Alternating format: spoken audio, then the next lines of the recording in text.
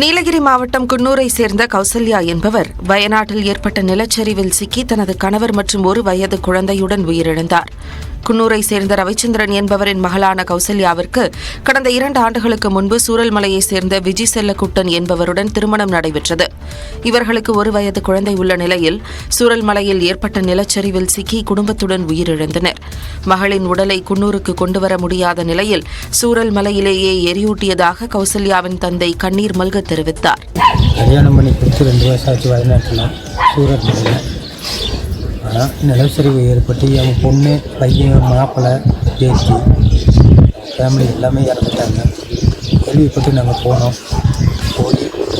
ஹாஸ்பிட்டலில் பார்த்து கொண்டு வர முடியாத சூழ்நிலையில் அங்கேயே எல்லாமே எரிவிட்டு பண்ணிட்டு. குன்னூரை சேர்ந்த பெண் வயநாடு நிலச்சரிவில் குடும்பத்துடன் உயிரிழந்தது அப்பகுதியில் பெரும் சோகத்தை ஏற்படுத்தியுள்ளது.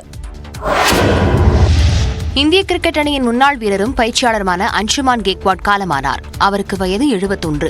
குஜராத் மாநிலத்தைச் சேர்ந்த அன்சுமான் கேக்வாட் கடந்த சில ஆண்டுகளாக இரத்த புற்றுநோயால் பாதிக்கப்பட்டு சிகிச்சை பெற்று வந்தார். லண்டன் கிங்ஸ் மருத்துவக் கல்லூரி மருத்துவமனையில் சிகிச்சை பெற்று கடந்த மாதம் நாடு திரும்பிய நிலையில் மீண்டும் உடல்நலக்குறைவு ஏற்பட்டது. இதையடுத்து வதோதராவில் உள்ள பாய்லால் அமீன் ஜெனரல் ஹாஸ்பிட்டலில் அனுமதிக்கப்பட்டிருந்த அவர் அங்கு சிகிச்சை பலனின்றி உயிரிழந்தார். கேக்வாடின் மறைவுக்கு பிரதமர் நரேந்திர மோடி இரங்கல் தெரிவித்துள்ளார். கிரிக்கெட்டில் தனது பங்களிப்பிற்காக என்றென்றும் நினைவு கூறப்படுவார் என குறிப்பிட்டுள்ளார். இதேபோன்று பிசிசிஐ செயலாளர் ஜெய்ஷா, சௌரவ் கங்குலி உள்ளிட்டோர் இரங்கல் தெரிவித்துள்ளனர். கேக்வாட் இந்திய அணிக்காக 40 டெஸ்ட் மற்றும் 15 ஒருநாள் போட்டிகளில் விளையாடியுள்ளார். தமிழ்நாட்டில் உள்ள நியாய விலைக் கடைகளில் பாக்கெட் மூலம் பொருட்கள் விநியோகம் செய்யும் திட்டம் முதன்முறையாக சேலத்தில் உள்ள ஒரு கடையில் நடைமுறைக்கு வந்துள்ளது. அனைவருக்கும் உணவு மற்றும் ஊட்டச்சத்து பாதுகாப்பை உறுதி செய்யும் வகையில் குடும்ப அட்டைதாரர்களுக்கு நியாய விலைக் கடைகள் மூலம் குறைந்த விலைக்கு அத்தியாவசிய பொருட்கள் விற்பனை செய்யப்படுகின்றன. அவ்வாறு விநியோகம் செய்யப்படும் அத்தியாவசிய பொருட்களை சிலர் முறைகேடாக கள்ளச்சந்தையில் விற்று அதிக லாபம் ஈட்டுவதாக தொடர்ந்து புகார்கள் பதிவாகி வருகின்றன. ரேஷன் பொருட்கள் எடை குறைவாக வழங்கப்படுகின்றன என்பதும் நீண்ட காலமாக உள்ள குற்றச்சாட்டாகும். இவற்றுக்கு தீர்வாக ரேஷன் பொருட்கள் பாக்கெட் மூலம் விற்பனை செய்ய நடவடிக்கை எடுக்கப்படும் என சட்டப்பேரவையில் அறிவிக்கப்பட்டது. சோதனை அடிப்படையில் 234 தொகுதிகளில் தலா ஒரு ரேஷன் கடையை தேர்வு செய்து இத்திட்டத்தை நடைமுறைப்படுத்த தமிழ்நாடு அரசு திட்டமிட்டுள்ளது. அதன் முதற்கட்டமாக சேலம் மாவட்டத்தில் ஒரு ரேஷன் கடையில் மட்டும் தற்போது ரேஷன் பொருட்கள் பாக்கெட் மூலம் விற்பனை செய்யப்பட்டு வருகிறது. மக்களிடமிருந்து கிடைக்கப்பெறும் வரவேற்பை பொறுத்து அனைத்து ரேஷன் கடைகளிலும் இத்திட்டத்தை விரிவுபடுத்த உணவுப் பொருள் வழங்கல் துறை திட்டமிட்டுள்ளது. வயநாடு மாவட்டத்தின் சூரல்மலை பகுதியில் இருந்து முண்டக்கை பகுதிக்கு செல்லக்கூடிய சாலையில் இருந்த பாலம் இருள்விழிஞ்சி ஆற்றில் ஏற்பட்ட வெள்ளத்தில் அடித்து செல்லப்பட்டது. பாலம் இல்லாத காரணத்தால் ராணுவ மற்றும் மீட்புக் குழுவினர் கால்நடையாக முண்டக்கை பகுதிக்கு சென்று மீட்புப் பணிகளில் ஈடுபட்டனர். இந்நிலையில் இருள்விழிஞ்சி ஆற்றின் குறுக்கே இரும்பினால் ஆன தற்காலிக பாலத்தை ராணுவம் அமைத்துள்ளது.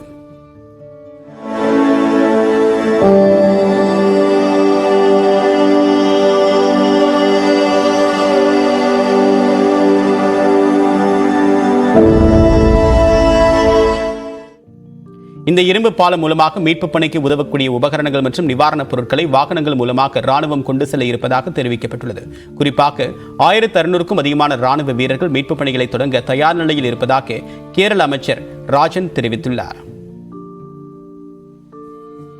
More than 1,600 force is there in this Mundakai and another places, and more of the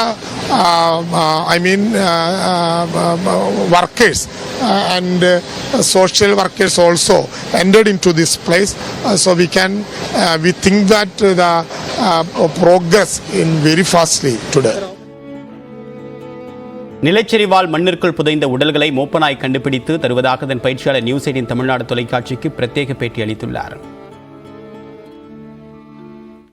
talk name Murphy. இது கெடாவர் டாக் தானே. அந்த டெட் பாடி சர்ச் பண்ணுறதுக்காக யூஸ் பண்ணிட்டு இருக்கேன். அங்கே இந்த இடத்துல நம்ம சர்ச் பண்ணி வரும்போது இங்கே இருந்து டெட் பாடி ஸ்மெல்லு கிடச்சது. அவங்கள பார்க்கிங் பண்ணி அதனால நமக்கு தெரிஞ்சிடும் இந்த இடத்துல டெட் பாடி இருக்கு. ஆனால் அந்த சமயத்தில் ரெஸ்கியூ டீம்னு சொல்லி இந்த இடத்துல கொஞ்சம் சர்ச் பண்ணுங்க, அங்கிருந்து டெட் பாடி கிடைக்கும்.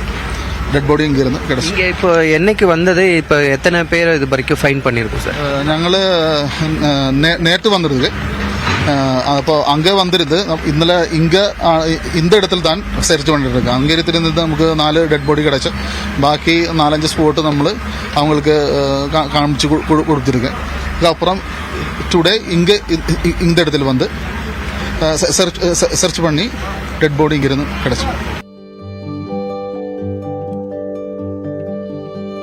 சூரல்மலையில் தற்காலிக இரும்பு பாலம் அமைக்கப்பட்டிருப்பதால் மீட்புப் பணியின் வேகம் அதிகரிக்கும் என்று முண்டக்கை பகுதிக்கான மீட்பு ராணுவ குழுவின் பொறுப்பு அதிகாரி தெரிவித்துள்ளார். நியூஸ் 18 தமிழ்நாடு தொலைக்காட்சிக்கு பிரத்யேக பேட்டி அளித்த அவர் இன்று வானிலை நன்றாக இருப்பதால் மீட்புப் பணி துரிதப்படுத்தப்படும் என்றும் கூறியுள்ளார். The rescue operations are on, and like yesterday it was raining heavily.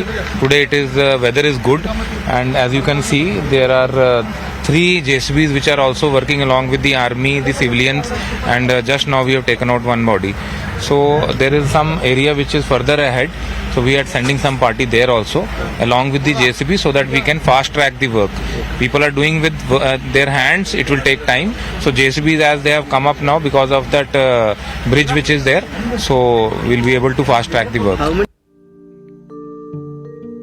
கேரளாவில் நிலச்சரிவில் சிக்கி ஒரே குடும்பத்தில் சென்ற 3 பேர் உயிரிழந்ததாக புகைப்படம் ஒன்று சமூக வலைதளங்களில் வைரலான நிலையில் தாங்கள் உயிருடன் இருப்பதாக அந்த புகைப்படத்தில் உள்ள இளைஞர் விளக்கம் அளித்துள்ளார்.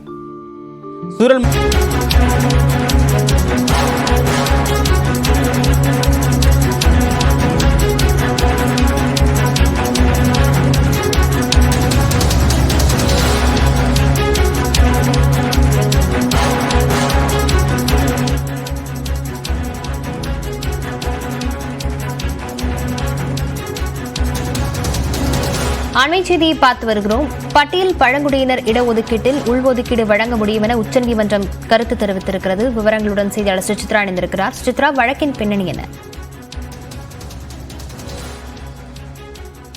பட்டியல் மற்றும் பழங்குடியினர் இடஒதுக்கீட்டில் உள் ஒதுக்கீடு வழங்க முடியுமா என்ற ஒரு விவகாரத்தில் தற்போது உச்சநீதிமன்றத்தினுடைய அரசியல் சாசன அமர்வானது தீர்ப்பை வழங்கியுள்ளது. 7 நீதிபதிகள் கொண்ட அமர்வில் 6 நீதிபதிகள் ஒருமித்த பெரும்பான்மை தீர்ப்பை வழங்கியுள்ளார்கள். நீதிபதி பெலா திரிவேதி மற்றும் மாறுபட்ட தீர்ப்பை வழங்கியுள்ளது குறிப்பிடத்தக்கது. பஞ்சாப், ஹரியானா, தமிழ்நாடு போன்ற மாநிலங்கள் உள் ஒதுக்கீட்டை வழங்கியுள்ள நிலையில் அந்த மாநிலங்களின் சட்டங்கள் என்பது ஏற்புடையது அல்ல என்று கடந்த காலத்தில் BB சின்னையாவுடைய வழக்கினுடைய தீர்ப்பானது வழங்கப்பட்டது. அந்த தீர்ப்பிற்கு மேல்முறையீட்டின் அடிப்படையில் இந்த ஒரு வழக்கினுடைய விசாரணை என்பது நடைபெற்றது. தமிழகத்தில் கடந்த 2009ஆம் ஆண்டு கொண்டு வந்த அந்த அருந்ததிற்கான அந்த 3% ஒதுக்கீடு என்பது மிக முக்கியமாக இதனை எதிர்த்து 2020ஆம் ஆண்டு உச்சநீதிமன்றத்தில் அந்த ஒரு வழக்குகளானது பதிவு செய்யப்பட்டது. அந்த வழக்கினுடைய விசாரணை முடிவடைந்த நிலையில் தற்பொழுது இந்த ஒரு உள்ஒதுக்கீடு என்பது செல்லும் என்ற ஒரு கருத்தை தலைமை நீதிபதி தலைமையிலான நீதிபதிகள் அமர்வானது தெரிவித்திருக்கிறது. மிக முக்கியமாக வரலாற்று தரவுகள் அடிப்படையில் தாழ்த்தப்பட்ட வர்க்கம் என்பது ஒரே மாதிரியான வர்க்கம் அல்ல,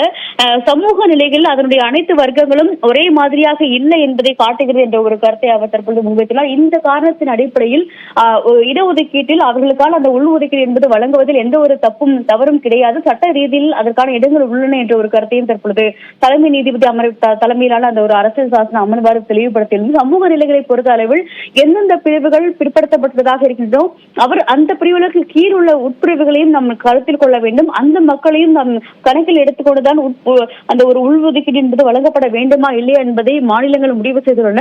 அதன் அடிப்படையில் தமிழ்நாடு, பஞ்சாப் போன்ற மாநிலங்கள் உள்ஒதுக்கீடு வழங்கியது செல்லும் என்ற ஒரு தீர்ப்பை தற்போது உச்சநீதிமன்றமானது அதிகாரப்பூர்வமாக பிறப்பித்துள்ளது. 7 நீதிபதிகள் கொண்ட அமர்வினுடைய அந்த விசாரணை என்பது கடந்த பிப்ரவரி மாதம் நடைபெற்று வழக்கினுடைய தீர்ப்பு ஒத்திவைக்கப்பட்ட நிலையில் தற்பொழுது அந்த தீர்ப்பை உச்சநீதிமன்றத்தினுடைய அரசியல் சாசன அமர்வானது வழங்கியுள்ளது.